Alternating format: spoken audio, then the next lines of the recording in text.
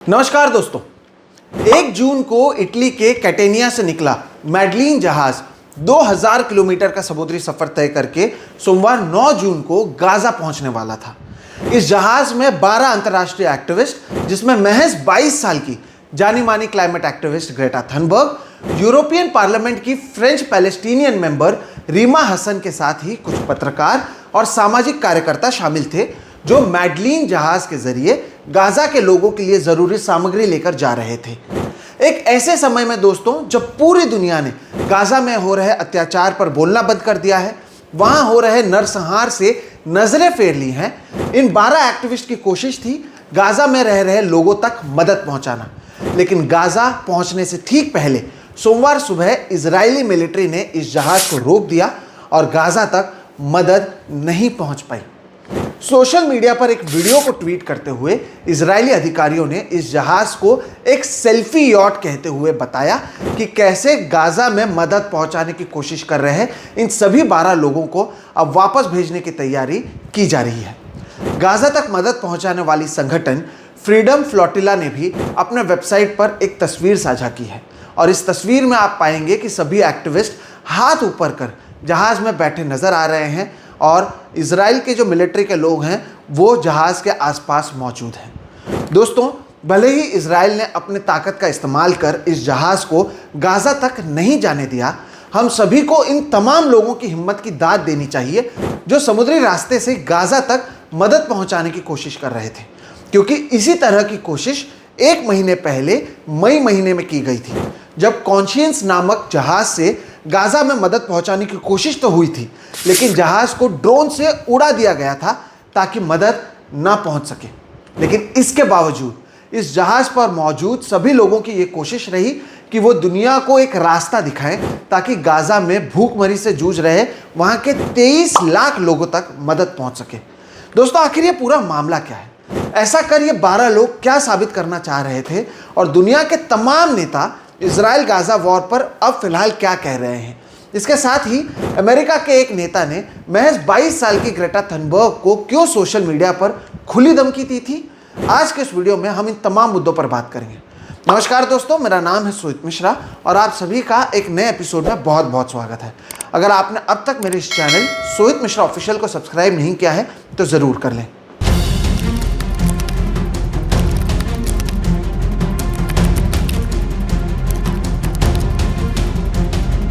दोस्तों, सोमवार सुबह ग्रेटा थनबर्ग ने सोशल मीडिया पर एक वीडियो पोस्ट कर यह दावा किया कि उनके सहित इस जहाज पर मौजूद 12 लोगों को इजरायली अधिकारी किडनैप करने की कोशिश कर रहे हैं और उन्होंने सभी लोगों से उनकी मदद करने की अपील की। My name is Greta Thunberg and I am from Sweden.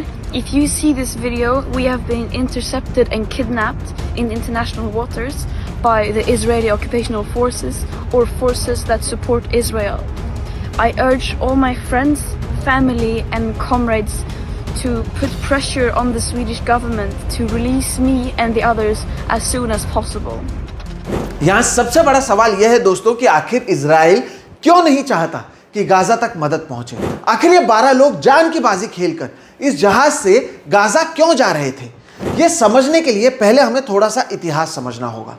यूं तो इजराइल और पैलेस्टीन के बीच जहां मतभेद और लड़ाई कई दशकों से चली आ रही है, तो वहीं फिलहाल गाजा में जो कुछ हो रहा है इसकी शुरुआत 7 अक्टूबर 2023 को होती है, जब हमास की ओर से इजराइल में हमला किया गया, जिसमें 1200 से ज़्यादा लोग मारे जाते हैं। मरने वाले में 800 इजरायली नागरिक थे और उस समय हमास की ओर से करीब 250 लोगों को अगवा भी किया गया था, जिन्हें बाद में गाजा में बंधक बनाया गया। इजराइल का मानना है कि अब भी हमास के पास उनके 54 बंधक मौजूद हैं, जिसमें यह माना जा रहा है कि उन 54 में से 31 लोगों की मौत हो गई है। दोस्तों, 7 अक्टूबर को हुए इस हमले के बाद इजराइल के प्रधानमंत्री बेंजामिन नेतन्याहू ने हमले के लिए जिम्मेदार लोगों को मिट्टी में मिला देने की बात कही थी और तब से ही इजराइल की ओर से लगातार गाजा पर हमला किया जा रहा है। दोस्तों, यहाँ पर एक बात समझना बहुत ज़रूरी है। किसी भी जंग का एक नियम होता है। जब भी आप जंग करते हैं, कुछ नियमों के जरिए उसे किया जाता है।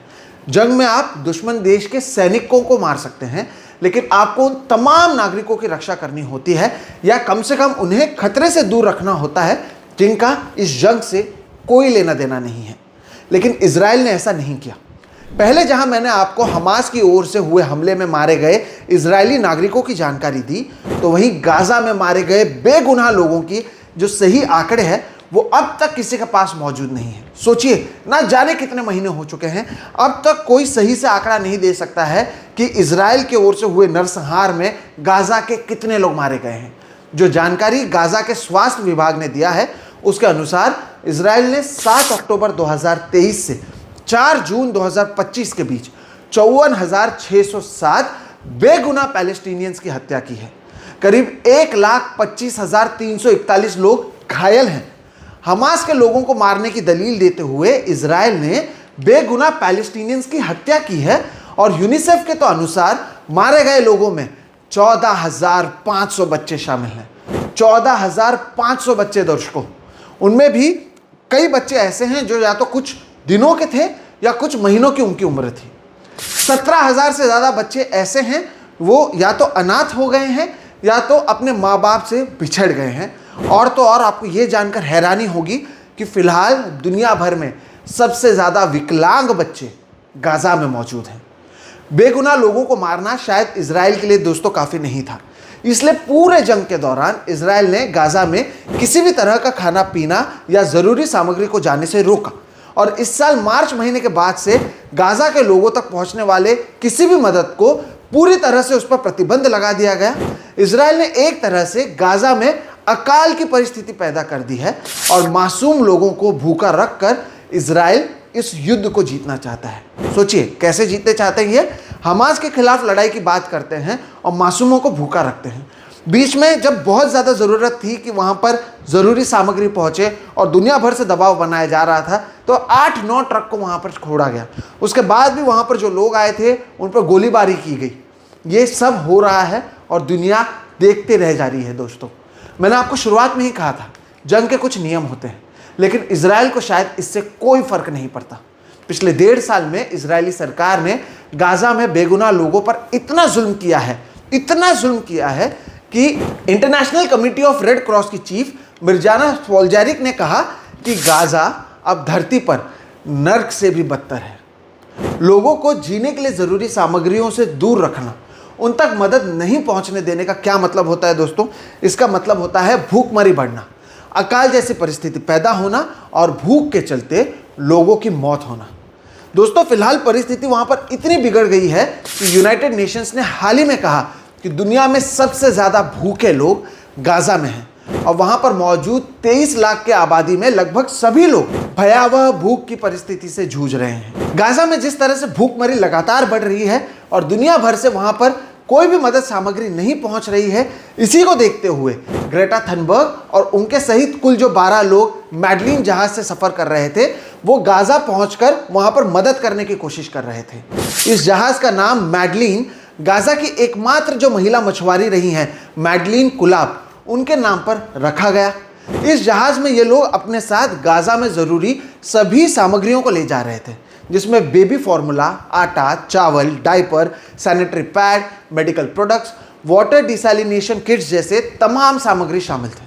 दोस्तों, सच कहें तो इस एक जहाज में इतना सामान तो मौजूद नहीं था जिससे गाजा की परेशानी खत्म हो सके, लेकिन इन 12 लोगों की कोशिश थी कि वो दुनिया के सामने एक मिसाल पेश करें, एक तरीके से दुनिया को बताएं कि इजराइल की ओर से हुए समुद्री घेराबंदी को तोड़ा जा सकता है और ज़रूरी उत्पादनों को गाजा तक पहुंचाया जा सकता है, जिसकी शायद वहां पर सबसे ज़्यादा ज़रूरत है। इसके साथ ही ये लोग चाहते थे कि पूरी दुनिया को पता चले कि कैसे गाजा में अमानवीय परिस्थिति लगातार पैदा की जा रही है। लेकिन गाजा पट्टी तक पहुंचने से पहले ही इजरायली मिलिट्री ने इन सभी को रोक दिया और एक बार फिर यह साबित कर दिया कि वो किसी भी तरह की मदद को गाजा तक पहुंचने ही नहीं देंगे, किसी भी हाल में पहुंचने नहीं देंगे।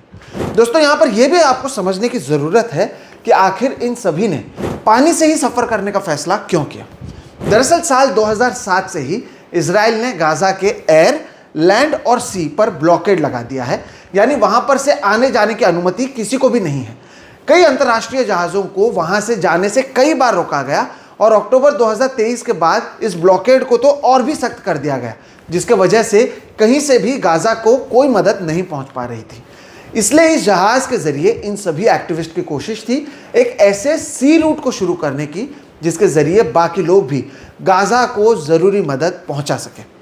दोस्तों, हमने आपको पहले ही बताया कि जो ये समुद्री रास्ता है ये खतरे से खाली नहीं है और एक इसी तरह के जहाज को 1 महीने पहले ही ड्रोन से उड़ाया गया। तो वहीं जब ये लोगों को पता चला कि ग्रेटा थनबर्ग सहित ये जो 12 लोग हैं ये जहाज से गाजा जाने की कोशिश कर रहे हैं, उसी समय अमेरिका के एक रिपब्लिकन सेनेटर हैं लिंडसे ग्राहम, इन्होंने ट्वीट कर लिखा कि उम्मीद है ग्रेटा थनबर्ग को तैरना आता होगा। यानी अब भी ऐसे लोग मौजूद हैं जो नहीं चाहते हैं कि भूखमरी से जूझ रहे गाजा तक मदद सामग्री पहुंच सके। इस जहाज पर जहां लगातार ड्रोन के जरिए नजर रखी जा रही थी और आखिरकार गाजा में भूखमरी से पीड़ित लोगों तक मदद पहुंचने से पहले इन सभी को रोक भी दिया गया, एक सेनेटर की ओर से 22 साल की बच्ची को लेकर इस तरह का बयान देना कि उम्मीद है कि उन्हें तैरना आता है, यह दर्शाता है कि दुनिया भर के नेता कितने असंवेदनशील हो गए हैं और उन्हें शायद लगातार मर रहे हजारों बेगुनाहों की मौत से भी कोई फर्क नहीं पड़ता। अब यहां पर एक सवाल यह भी है दोस्तों कि क्या वाकई दुनिया में किसी को भी फर्क नहीं पड़ रहा कि गाजा में क्या हो रहा है? तो इसका जवाब है नहीं, लोगों को फर्क पड़ रहा है। इंटरनेशनल कोर्ट ऑफ जस्टिस को फर्क पड़ रहा है। इंटरनेशनल कोर्ट ऑफ जस्टिस ने नेतन्याहू के खिलाफ अरेस्ट वारंट भी जारी किया हुआ है। इसी तरह का वारंट उन्होंने हमास के 3 लोगों के खिलाफ भी जारी किया गया था, लेकिन उन तीनों को, जो हमास के नेता थे, उन्हें इजराइल की सेना ने मार गिराया। लेकिन नेतन्याहू पर अब तक कोई कार्रवाई नहीं की गई है और अब भी हर रोज गाजा में बेगुनाहों को इसका भुगतान अपनी जान गंवाकर करना पड़ रहा है। दोस्तों, इजराइल की ओर से गाजा पर लगातार बढ़ रहे हमले की एक और वजह है। ये वजह है प्रधानमंत्री बेंजामिन नेतन्याहू पर लगे भ्रष्टाचार के आरोप। नेतन्याहू के खिलाफ उनके ही देश में 3 भ्रष्टाचार के मामले चल रहे हैं। इसके साथ ही ये माना जा रहा था कि इन आरोपों के वजह से इनकी सत्ता भी जा सकती है। और इसी बीच हुए हमास हमले के बाद नेतन्याहू ने गाजा पर हमला करते हुए अपने ऊपर लगे भ्रष्टाचार के आरोप और उस पर चल रही सुनवाई से लोगों की ध्यान भटकाने की लगातार कोशिश की है। और यह भी एक वजह है कि पिछले कई महीनों से नेतन्याहू इस जंग को खत्म ना करते हुए वो चाहते हैं कि ये जंग और भी बढ़ते जाए ताकि लोगों की नज़र उन पर लगे भ्रष्टाचार के आरोपों पर ना पड़े। अगर दुनिया भर की बात करें तो गाजा में हो रहे नरसंहार पर यूनाइटेड किंगडम, कनाडा और फ्रांस ने 1 महीने पहले आपत्ति जताई और ये चेतावनी भी दी कि उनकी ओर से इजराइल के खिलाफ कड़े कदम उठाए जाएंगे अगर इजराइल की ओर से गाजा में जारी नरसंहार को जल्द से जल्द रोका नहीं गया। लेकिन दोस्तों, अगर इसके बावजूद नेतन्याहू ये सब कर पा रहा है, नेतन्याहू लगातार हमला कर पा रहा है, नेतन्याहू लगातार वहाँ पर नरसंहार कर पा रहा है, तो उसकी वजह है उसके पास मौजूद अमेरिका का समर्थन। एक उदाहरण के जरिए आप इसे समझिए। 4 जून को इजराइल की ओर से गाजा में 100 से ज़्यादा पैलेस्टीनियंस को मारे जाने के बाद यूनाइटेड नेशंस ने एक प्रस्ताव के जरिए गाजा में जारी सभी युद्ध को बिना किसी शर्त तुरंत खत्म करने की बात कही। देश जितने लोग उस प्रस्ताव के लिए मौजूद थे उसमें अमेरिका इकलौता ऐसा देश था जिसने इसका विरोध किया और अमेरिका के विटो के चलते यूनाइटेड नेशंस का जो ये प्रस्ताव था वो पारित नहीं हो पाया।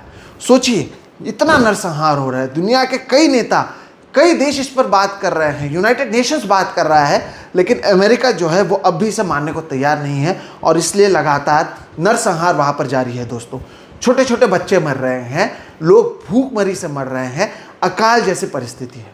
अब यहाँ पर आप सभी के मन में, मेरे मन में, हम सभी के मन में एक सवाल है, वो ये है कि क्या ये युद्ध जल्द ही खत्म होगा या फिर क्या कभी बेंजामिन नेतन्याहू के खिलाफ कड़ी कार्रवाई होगी? दोस्तों, सच कहें तो ये ऐसे सवाल हैं जिसका आपके, मेरे, हम में से किसी के पास कोई जवाब नहीं है।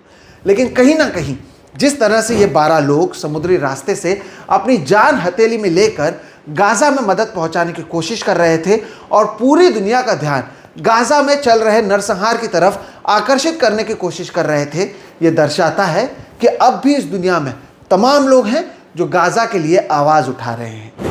आए दिन हम अमेरिका के कॉलेज के छात्रों को देखते हैं जो गाजा और पैलेस्टीन के लिए लड़ाई लड़ रहे हैं, उनके आवाज़ को उठा रहे हैं। यानी जो नेता हैं जिनकी ये जिम्मेदारी है वो तो कदम नहीं उठा रहे हैं, लेकिन कम से कम छात्र दुनिया भर में पैलेस्टीन और गाजा पर बात कर रहे हैं।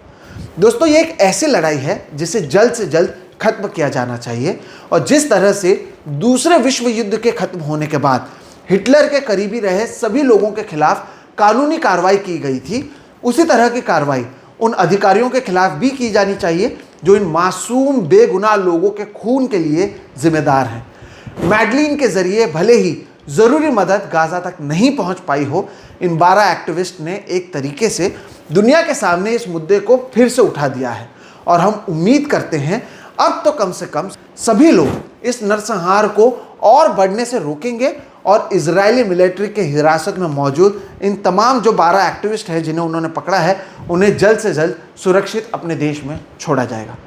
दोस्तों, कहीं ना कहीं इनके हिम्मत की दाद देने की ज़रूरत है। इन्होंने अपने जान हथेली में खेलकर हम सभी को एक बार फिर से गाज़ा में चल रहे नरसंहार के बारे में जानकारी दी। वहाँ पर मौजूद बच्चों के बारे में आप सोचिए, वहाँ पर मौजूद उन पत्रकारों के बारे में सोचिए जिनके अपने करीबी न जाने पिछले कई महीनों से मर चुके हैं, फिर भी वो लड़ रहे हैं। वहाँ पर हो रहे अन्याय के बारे में सोचिए और दुनिया के तमाम देश इस पर किस तरह से चुप हैं, आंख बंद किए हुए हैं, इसके बारे में सोचिए। और इन 12 एक्टिविस्ट को आप दाद दीजिए जो अपनी जान हथेली में खेलकर जो काम दुनिया के तमाम नेताओं को करनी चाहिए, जो वो नहीं कर रहे हैं, वो काम इन 12 एक्टिविस्ट ने कम से कम करने की कोशिश की। उन्हें ज़रूर रोक लिया गया ताकत से, लेकिन आपने उनके संदेश को नहीं रोका।